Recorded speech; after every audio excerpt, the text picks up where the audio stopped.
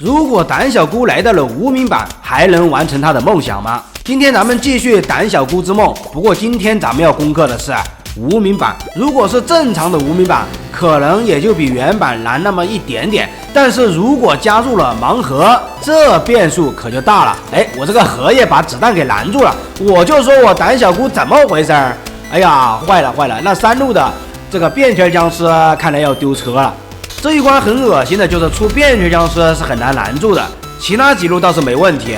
出在第5路呢，咱们是真没办法呀。不过和原版不同的是，无名版的胆小菇本就是双发射手，所以咱们开局的火力肯定不会差，而且无名版的玉米投手有概率打玉米加农炮，这样一来就很舒服了。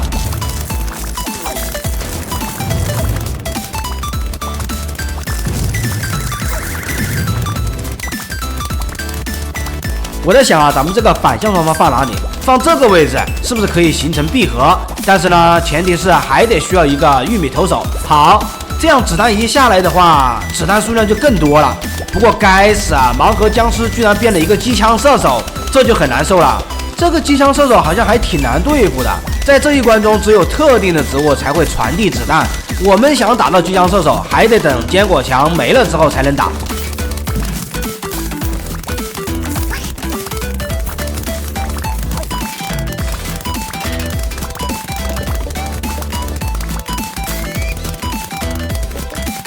但是当我看到磁力菇之后，我感觉事情有转机，兄弟们，咱们的子弹现在已经很多了，卷心菜配合磁力菇，咱们的子弹就可以去往1路。那如果咱们在1路再放一个豌豆射手，这个防线不就建立好了吗？不过咱们防线确实有点歪啊，卷心菜应该在4路的，不过刚才毁灭菇把4路炸了一个坑，现在我们要想办法把伤害引到5路，这样应该就能防守住这一关了。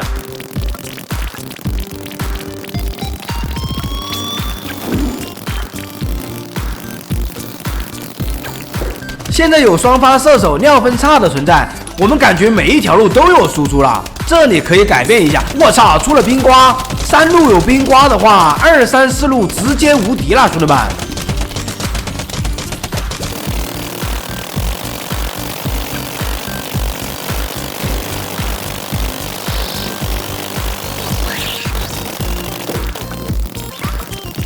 5路还是有点麻烦了，兄弟们，咱们得想个办法。想想啊，咱们把这个豌豆射手拆了，然后在这里放一个向下，是吧？玉米投手向下，这样的话5路就有输出了。但是他喵的4路又没输出了呀，4路巨人僵尸咋过来了？不对，我就说4路的巨人僵尸怎么可能过来呀？原来是咱们3路的冰瓜，我们3路的冰瓜短路了，坏了，这个失误太致命了，而且这样一来，咱们的磁力菇也没了。这下真坏了，兄弟们！4路，咱们胆小菇可能要被砸了。这个位置丢小鬼，直接触发小推车。虽然还没输，但是这关已经快了。那我肯定是要重新开一把的呀。本来这关我是以摆阵法为乐趣，现在还能被吃席，你说我服不服？无名版的胆小菇和双发射手配合在一起，输出应该是不缺的，至少前期不缺。所以呢，咱们得多做几条防线啊。这下玉米投手来了，咱们让子弹向下。这个大蒜立大功了，把盲盒僵尸给魅惑回去了。现在子弹向下了，咱们在5路再安排一个豌豆射手。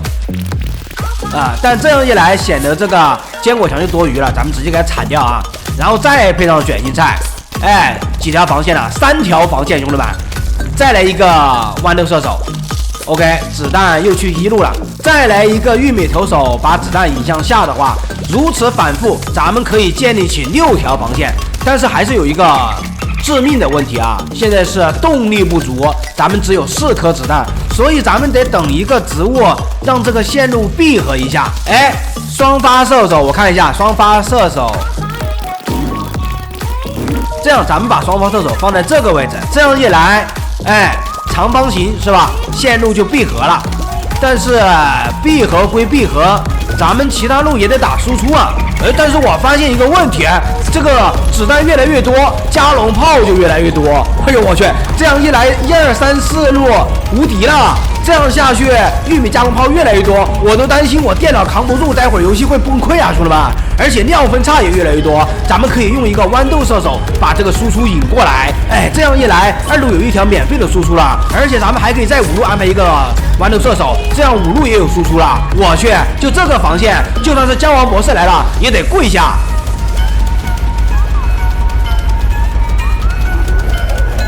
玉米投手来了，咱们可以把2路的输出引向其他路了。哎，等等，气球僵尸，